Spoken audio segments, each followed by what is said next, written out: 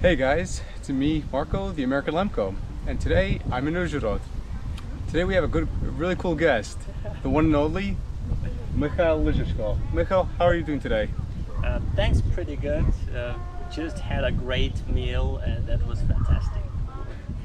Cannot imagine anything better than this today.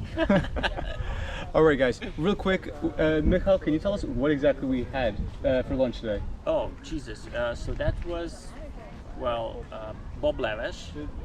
So that's soup with beans, meat, and a lot of sour cabbage.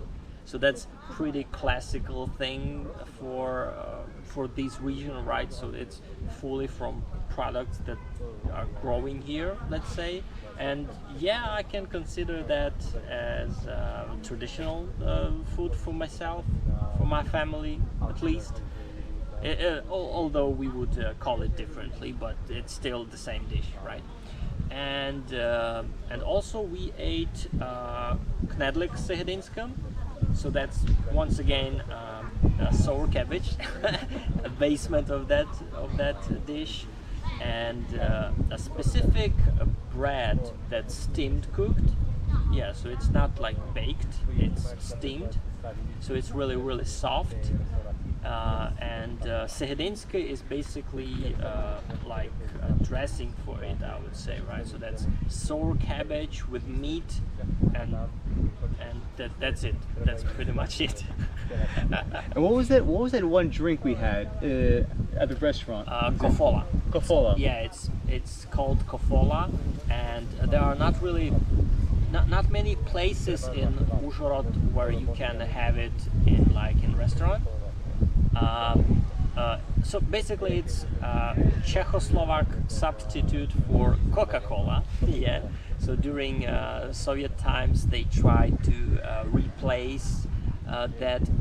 Well, not to replace, but maybe reinvent the same beverage, but like our thing. So it's not that sweet as Coca-Cola. It's rather sweet-ish. But it's naturally a herbal drink. It's really refreshing, tasty, great for hot weather to drink, and yeah, it's totally black as Coca-Cola. Yeah, guys, today was my first time trying both those meals, and it was kofel or Kofola. Kofola, Yeah. and it was pretty delicious. So if you ever come here to Uzhhorod, I highly recommend giving that a shot. Yeah, you better try.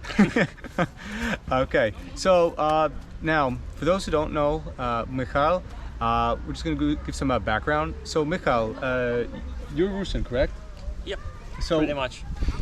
But where did you grow up? Quite nearby from this city we are located in. So I was born in a village called Kushnytsia. It's in Borzhava Valley, so there is a river called Borzhava, and I live in upper streams of that river. So that's pretty much like 100 kilometers from here, from Uzhhorod. I grew up there, and when I was 17, I guess, I moved here to study, and eventually I just fell in love with this city and decided to stay here to live permanently, let's say. There was also, of course, a period of my life when I used to travel a lot, and I spent like 2 years in Prague in Czech Republic, but eventually I returned it here because it felt more like home, but still a city. Well, something like that. So did you always speak Rusyn growing up, or is this something you found out along the way? How did you start getting into, or speaking Rusyn, or? So the standard situation for a random village in Subcarpathia is that Rusyn is the only language that's being actually spoken in the village, although people do not always consider it to be Rusyn. So as for today, due to processes of assimilation, absence of legal status of the language, they would rather label it as по-нашему, which is just literally the way we speak, right? Yeah. Our language, our thing. And also they would call it Закарпатский dialect, right? Because that's how the officials refer to it.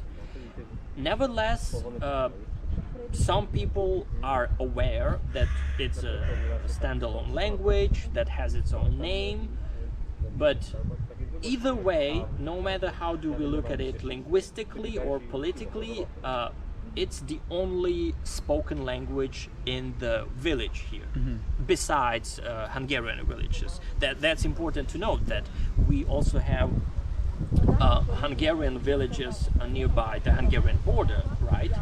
But there is like a strict distinction between them. So there is no village where you would have like 50-50, like Rusins with Hungarians. No, that's not the case. Historically, they were always settling among themselves. So there is a Hungarian village and there is a Rusin village, right? So all the people in the village would rather speak the same language, right? So, like, I do not speak any Hungarian. I was trying to learn some. It was not that successful as I expected, but I know Rusins who can speak fluent Hungarian, but only because they were surrounded by villages with Hungarian speakers, so they had an opportunity to talk to them, well, every day, which I didn't have, right? So it was actually a struggle to find anyone who would speak any other language but Rusin, right? When I was a little kid. So yeah, so basically up to maybe 15-16 years old, Rusin was the only language that I was really proficient in speaking.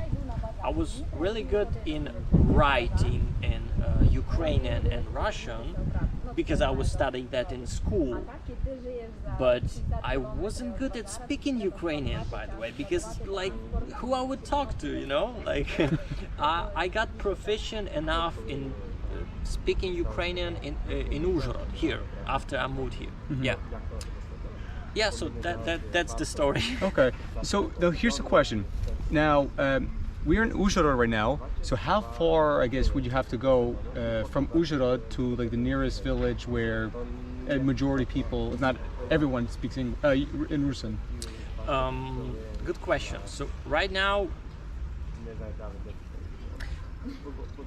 in Uzhhorod, so Rusin language doesn't really live here, right? So there are only few individuals, most of which I would know personally, who speak Rusin daily in the city.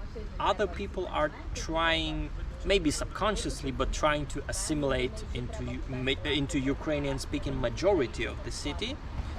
But yeah, if you go to almost any nearby village northward or like northeast, you would predominantly hear Rusin only. They would still label it as Закарпатский dialect, most definitely, but either way we are speaking of the same dialectal cluster, right?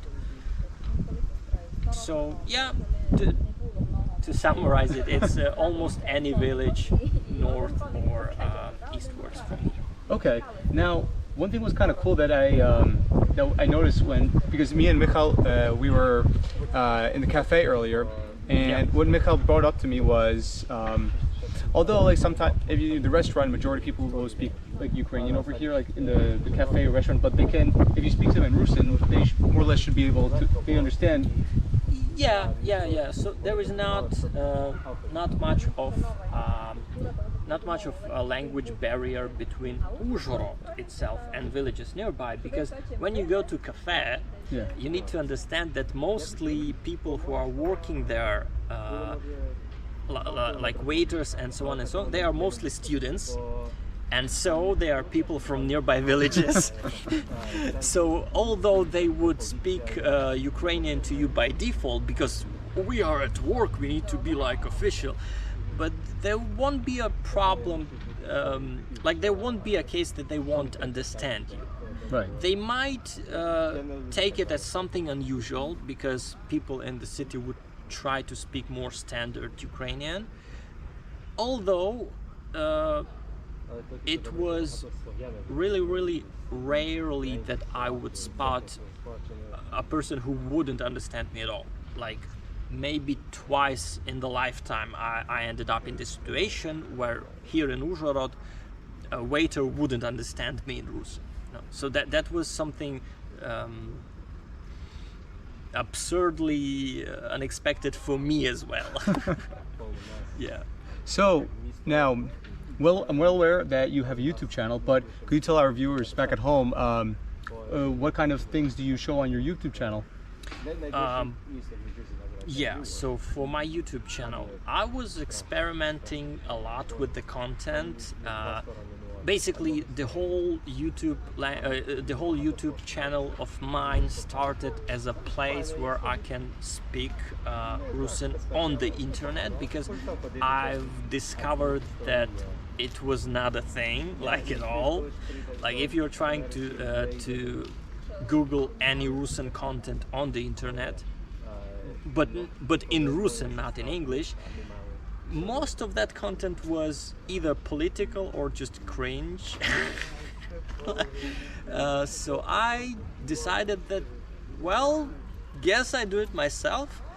I ended up doing a linguistic thing because I was into languages back then, like 2 years ago. Well, it's not like anything got different, but I put some historical content, even some episodes that were rather like a talk show when I just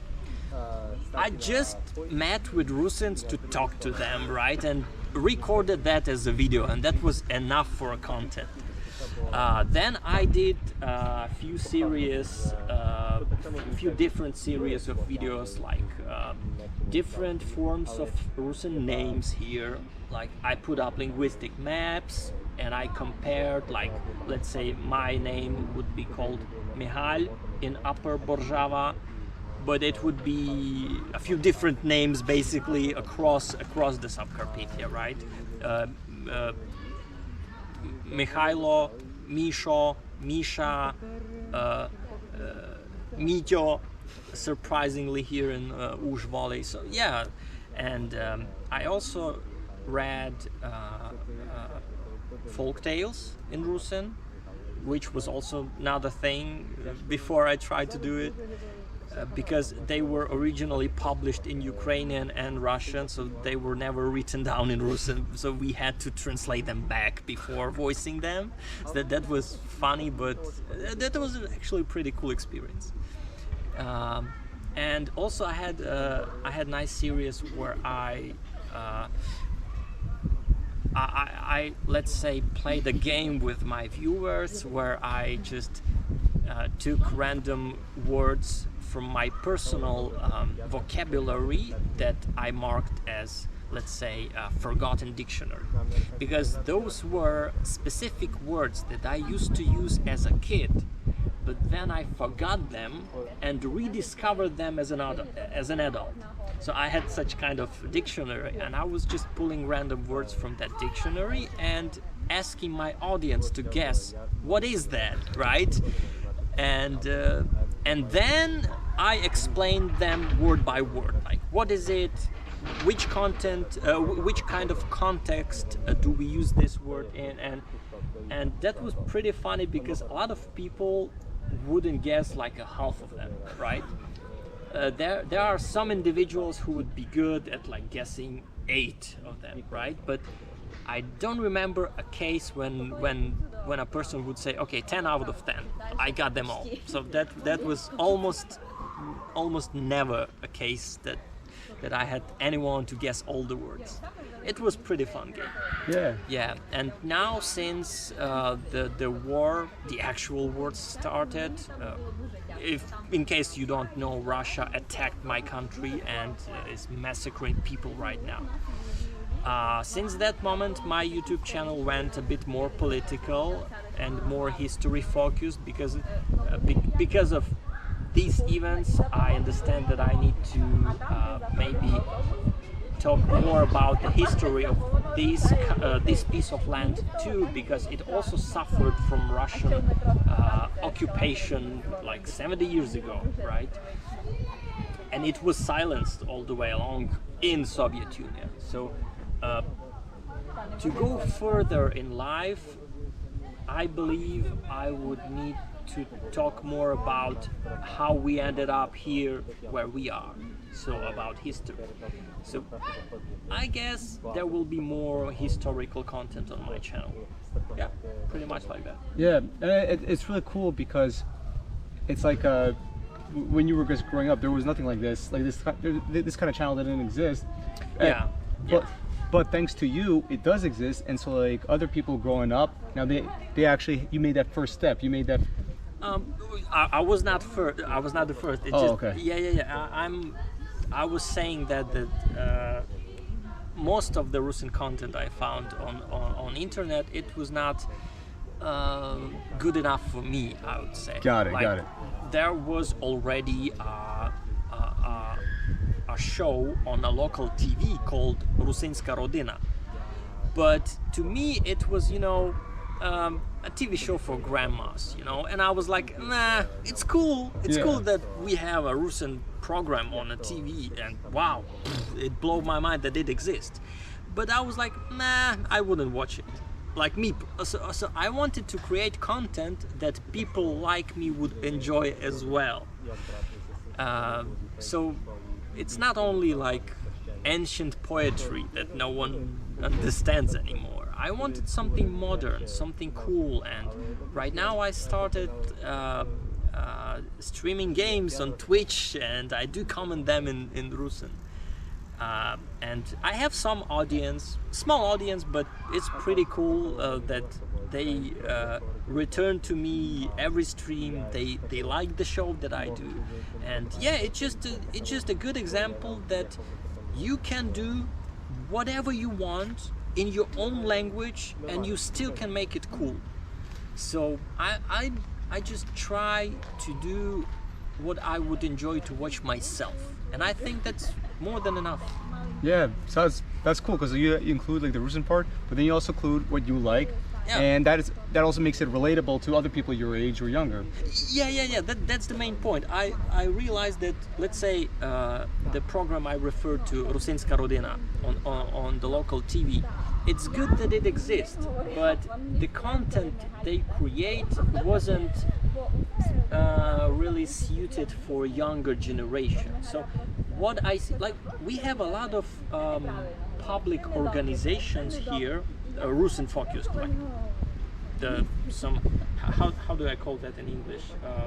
Cultural organization? Yeah, something like that. Cultural organization. But these are for grandpas, like, and I see that they failed a lot in connecting to younger generation. Like, I see that these organizations are really struggling with getting in touch with young people, and maybe I'll do a good job in that. I hope, at least in some places. I do understand that for some people my content is also total cringe, and they wouldn't watch me, but I'm doing my best. Yeah, that's it. Alright guys, well, you heard it from the best, Myhal Kushnytsky. Correct, did I say that right? Kushnytsky. Okay, and by the way, I have a playlist on YouTube called Rusin from the Scratch for English speakers. I'm on my 5th video right now, but I'll proceed with that too. Guys, go check it out, alright? And the YouTube channel is Myhal Kushnytsky, correct? Migaля Кушницький. Alright guys, I'm going to include a link in the description so you go check it out. And if anybody wants to contact you, what's the best way? I have a set of links everywhere on my channel as well, like Facebook, Instagram, whatever you want. Alright guys, well that's it for today. I'll check you out next time, alright guys? Майтеся.